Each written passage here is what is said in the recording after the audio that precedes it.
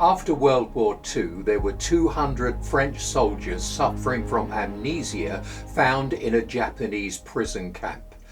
32 remained unidentified, and their photos were published with the headline, "Does anybody out there know who I am?" They had an advantage. They could ask out loud. Sometimes we would like to ask, but don't want to blow our cover of self-confidence. So we bury the question under multiple identities. I am a husband. I am a dad of 2 daughters. I am a preacher. I am a lecturer.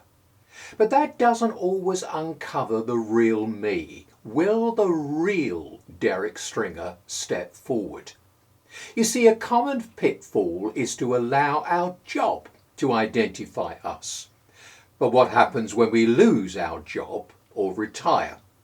This came home to me when I was preaching in Wales and staying with friends. He was a medical doctor and told me of a patient who had moved into an apartment nearby whom I knew.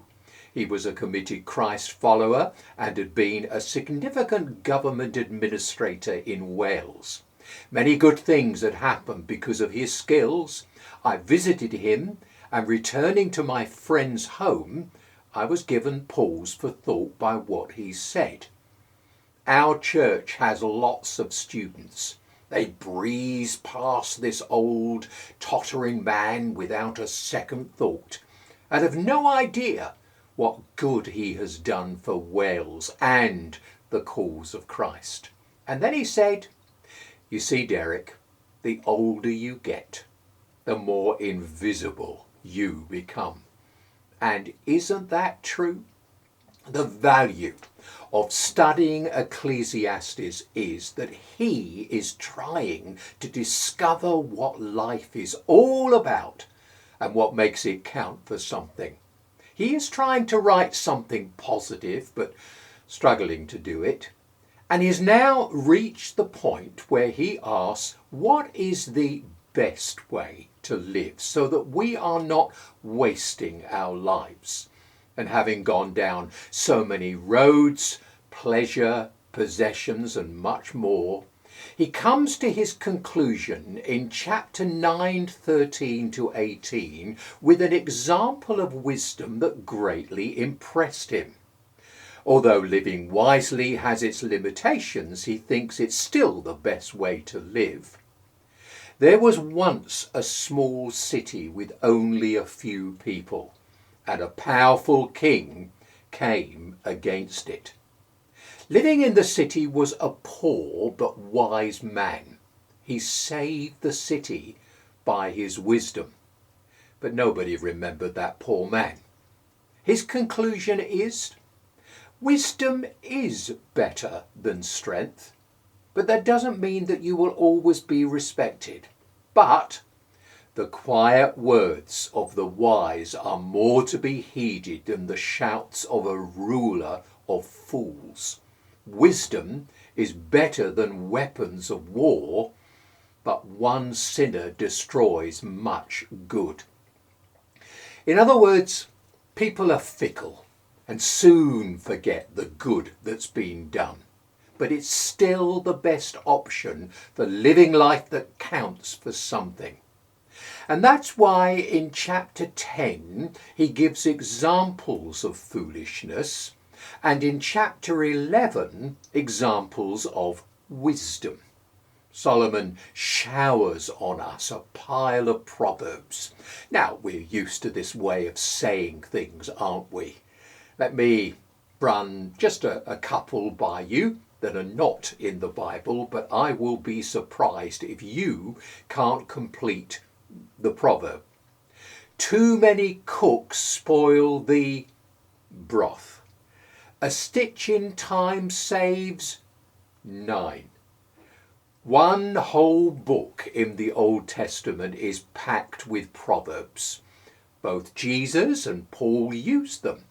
Ecclesiastes has already given us some, and now we have more examples. When, by the way, the Bible uses the word fool, it doesn't mean low intelligence. It's not someone mentally deficient, but morally deficient. And Solomon says, we must discern between the foolish and the wise. The Apostle Paul underlined how important this is. Be very careful then how you live, not as unwise, but as wise, making the most of every opportunity, because the days are evil. Therefore, do not be foolish, but understand what the Lord's will is. Now, in chapter 10, Solomon gives examples of foolishness. First, we can be fools regarding temptation. As dead flies give perfume a bad smell, so a little folly outweighs wisdom and honour. Perfumes were made from bark or sap and put into a vat of oil. Flies were attracted and fell in and died. One curious fly was all it took to have an unpleasant smell. And one act ruins all the good steps. And isn't that true? The preacher or politician who fails once is forever marked.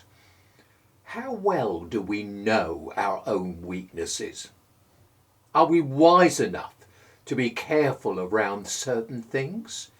Some movies, the donut shop, anything that is a barrier to growing spiritually. Now, a second area where we can be foolish is regarding our temperament.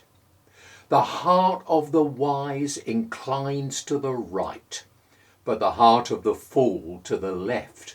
Even as he walks along the road, the fool lacks sense and shows everyone how stupid he is. Fools are easy to spot. Ask them about God and listen to what they say. The psalmist says, the fool says in his heart, there is no God. D.L. Moody was a great evangelist in his generation. Just as he was about to preach at a large gathering, he received and read a note with just one word, fool. He stood before the crowd and said, I have just read a note that has been handed to me. I have received many notes where the message has been sent unsigned. This is the first time I have the name of the person, but no message. Fool. He then proceeded to preach about the fool saying in his heart that there is no God. But this is not saying atheists are stupid. The Hebrew word nabal often refers to a person who has a lifestyle opposed to God. And isn't it true that many people don't object to the idea of a creator if that creator minds his own business and leaves them alone? What people object and reject is the idea of a creator who demands morality from his creation. Rather than struggle against a guilty conscience, some people reject the idea of God altogether. In 1982, the media reported on an unusual work of modern art, a chair affixed to a shotgun. It was viewed by sitting in the chair and looking directly into the gun barrel. The gun was loaded and set on a timer to fire at an undetermined moment within the next 100 years. The amazing thing was that people waited in lines to sit and stare into the shell's path.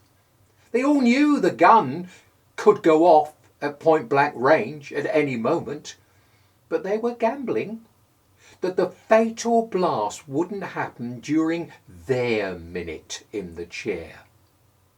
Yes, it was foolhardy, yet many people who would not dream of sitting in that chair, well, they live a lifetime gambling that they can get away with saying no to God. Foolishly, they ignore the risk until the inevitable self-destruction. Now, yet another way to act foolishly is with a temper. If a ruler's anger rises against you, do not leave your post. Calmness can lay great errors to rest. Your boss gets angry and you throw a tantrum. That doesn't help. Tests have shown that when we are shouted at, it's almost impossible not to shout back. But we can control another person's voice by our own tone of voice. And we've all seen what Solomon notes. There is an evil I have seen under the sun, the sort of error that arises from a ruler. Fools are put in many high positions while the rich occupy the low ones. I have seen slaves on horseback while princes go on foot like slaves. This world is not fair. Let's get over it. Fairness and justice is coming, but not now, in this broken world. Don't lash out. Don't react to anger with more anger. And then Solomon's next nugget of advice is about foolishness in our toil. Some people are unsuccessful at work because they're foolish. Digging a pit, quarrying a stone, splitting logs. In each case, the failure is because of a lack of careful planning. If the axe is dull and its edge unsharpened, more strength is needed. But skill will bring success. If a snake bites before it is charmed, there is no profit for the charmer. Have you heard the saying? Don't work harder, work smarter. You know, it's not unspiritual to plan ahead.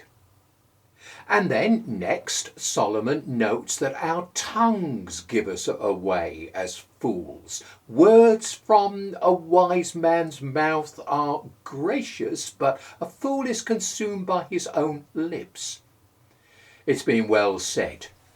Better to keep your mouth shut and be thought a fool than to open it and remove all possible doubt. Do you recall what made Jesus stand out among people? No one ever spoke like this man. When he said something, it was always true and always necessary. That's not a bad gauge for our words, is it? The fool multiplies words. And one more thing about a fool, it shows up in how they work, their tasks.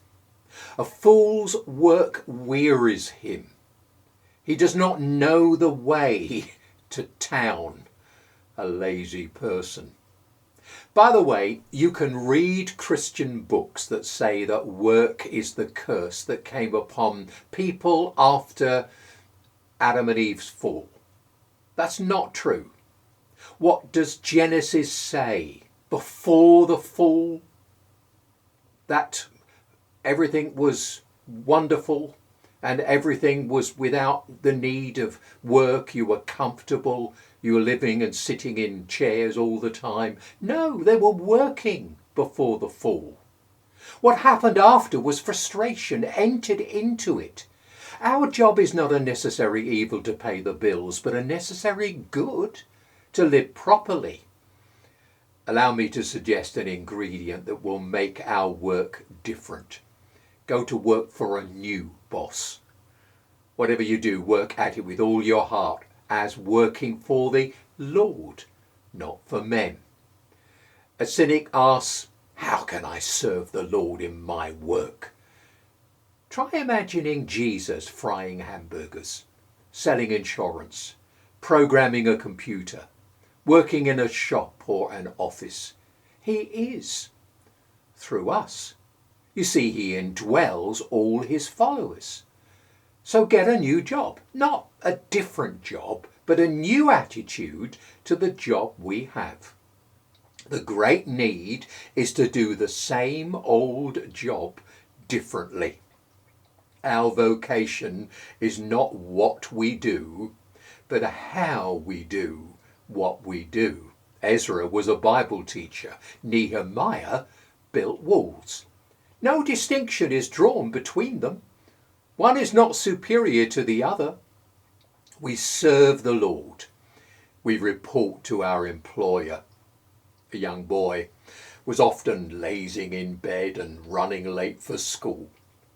His mum said, "Let me tell you a story and then you tell me what you learned from it. There were two birds. One woke early and got the bugs. The other late and had nothing to eat. What do you learn from that?" And he replied with a yawn, "Bugs that wake up early get eaten by birds." A clever reply, but check the Bible and we find this: God never uses lazy people. So, here's some homework. Sometime this week, why not take a sheet of paper and write down what tends to fill up the week for us? Then ask, am I spending too much time doing certain things and too little doing others? I have only just a minute, only 60 seconds in it, forced upon me, can't refuse it, didn't seek it, didn't choose it. But it's up to me to use it. I must suffer if I lose it, give account if I abuse it. Just a tiny little minute, but eternity is in it. Solomon illustrates this with leaders who feast in the morning, which was the time for work. And the sign that a person is lazy is the house is a mess. And isn't this an up-to-date comment? Money is the answer for everything. We get it through work. Lazy people are often complaining people. Watch out for grumbling attitudes. You heard the saying, "A little bird told me"? Well, it comes from verse 20. Do not revile the king, even in your thoughts, or curse the rich in your bedroom. Because a bird of the air may carry your words, and a bird on the wing may report what you say. Would we like to shine out like stars on a dark night in this world of ours? Listen to Paul. Do everything without complaining or arguing. Sometimes we can get into a negative mode and we're unaware. I'll guarantee the people around us know. It would probably be good to ask people we trust, how am I coming across these days? And as we react positively to our circumstances, we will become blameless and pure, children of God without fault in a crooked and depraved generation. We will be a healthy thumb in a hand of sore fingers. We will shine like the stars in the universe as you hold out the word of life. And now coming to chapter 11, Solomon turns to examples of wisdom. Wise people will live active lives. He tells us to invest in foreign trade. That's what he means when saying, "Cast your bread upon the waters, for after many days you will find it again." He also tells us insurance policies have their place. Give portions to 7, yes to 8, for you do not know what disaster may come upon the land. To use another proverb, don't put all your eggs in one basket. Reducing the risk by dividing it is the basis of good insurance. Now, we don't insure property to get the compensation. Those who go through life with everything intact are sharing their benefits with those who are not so fortunate. When Jesus said, "Take no thought for tomorrow," he wasn't meaning don't think about it at all, but don't let anxiety overwhelm you. Insurance for tomorrow reduces that fear. Sow your seed in the morning, and at evening let not your hands be idle, for you do not know which will succeed, whether this or that, or whether both will do equally well. A farmer must plant to reap, but being a spectator comes easy. Now, Of course, all this is potted wisdom, isn't it? And remember, Solomon is writing from the perspective of age, and he desperately wants young people to get what he is saying. A life brimming over. You can almost hear a quivering old voice behind these words, not mine, I hope, but he wants a younger generation to grasp this, to get hold of all of this. An older lady was being helped in filling in a form at the council office by a young man, and he said, "I need to ask your age." She smiled and said, "Guess." Without missing a beat, he said, "Well, I hesitate to guess, because I will probably make you 10 years younger on account of your looks, or 10 years older on account of your intelligence." I predict a young man who will go far. Pinch the back of your hand, and if you're 6 years old, it will snap back into place in a second. At 26, it will take a few seconds. At 46, a few minutes. At 70 plus, don't even try. This is a word from age to youth. If you happen to be middle-aged, you'll grow out of it. So it's worth listening in. Live abundant lives. Light is sweet and it pleases the eyes to see the sun. However many years a man may live, let him enjoy them all. But let him remember the days of darkness, for they will be many. Everything to come is meaningless. Be happy, young man, while you are young, and let your heart give you joy in the days of your youth. Now he is making a plea to every young person. Be happy, because you're not got long to live, and there will be dark days. So make the most of the life you have. He doesn't present a lengthy list of don'ts. This is a fascinating world. So get out and enjoy it. Surprising advice? I mean, normally young people hear the word don't this and don't do that. There are 2 qualifications for being a church youth leader: knowing what young people want to do and stopping them from doing it. But remember what Jesus said. I have come that they may have life and have it to the full. Literally, live life to the brim and overflowing. Question: does abundant life describe us? We have permission to enjoy life. Please understand that fun is part of the program. When Jesus came, he didn't join the boring brigade. What will happen when we go to heaven? Think of a banquet, he said. And do we realize that happiness is a choice? There is a poem written by a little girl in a Nazi concentration camp. From tomorrow on I shall be sad. From tomorrow, not today.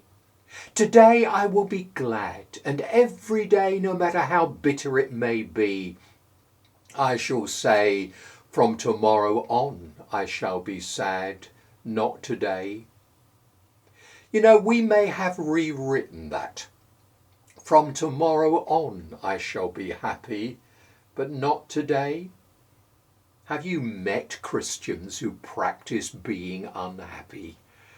I have been at meetings where someone came up to me afterward and said, I couldn't fault anything you said.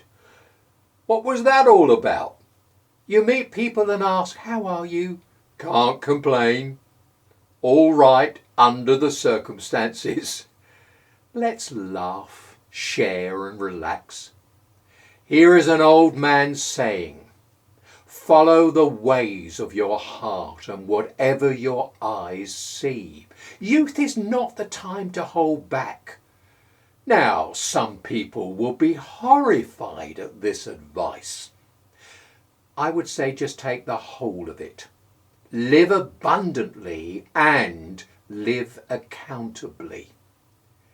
Know that for all these things God will bring you to judgment.